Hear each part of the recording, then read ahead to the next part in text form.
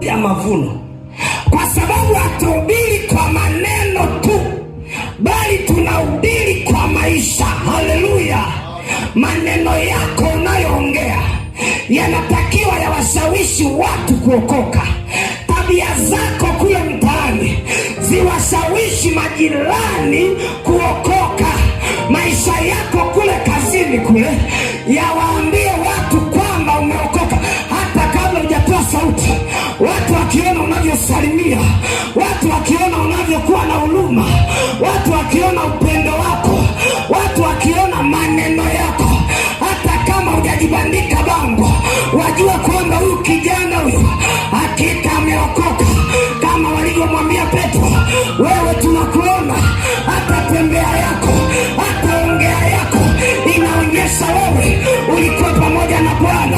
Wako wapi wanawake wanaotamani Bwana abariki maisha yao?